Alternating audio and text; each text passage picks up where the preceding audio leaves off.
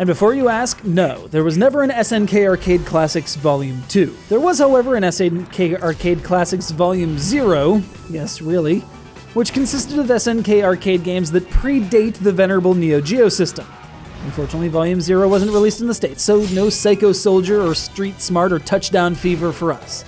But we're here to discuss that which actually exists. This compilation, released on the PS2 and PSP as well as the Wii. It's your one-disc shop if you have even a tangential interest in 5 seconds. Art of Fighting, Baseball Stars 2, Burning Fight, Fatal Fury, King of Monsters, Last Resort, Magician Lord, Metal Slug, Neo Turf Masters, Samurai Showdown, Sengoku, Shock Troopers, Super Sidekicks 3, King of Fighters 94, Top Hunter, and World Heroes. Man, after that Final Fantasy XIV litany, that was nothing. Just looking at that list, you see a vast array of genres, from baseball, soccer, and golf, to your requisite fighting games, to more action platformy side-scrollers, to top-down shooters, to Metal Slug. Because Metal Slug. These play out with direct arcade emulation, including that delightful Neo-Geo boot sound that set the bar for boot sounds, matched only by the GameCube.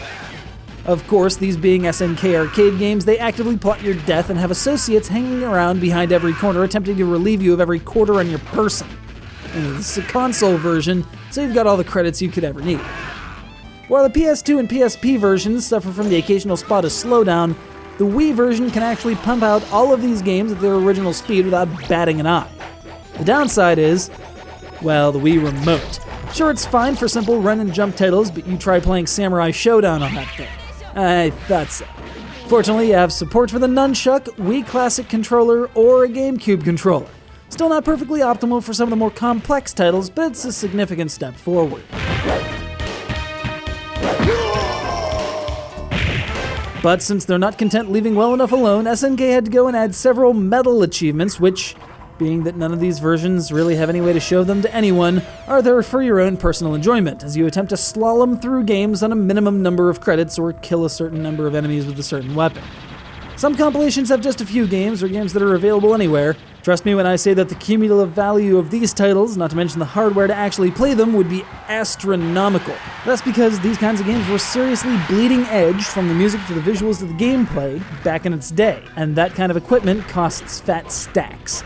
Almost as fat as the stack of cartridges that you're emulating by use of one Wii disc. Can I hear that boot up sound one last time as we hit the end titles? Thanks.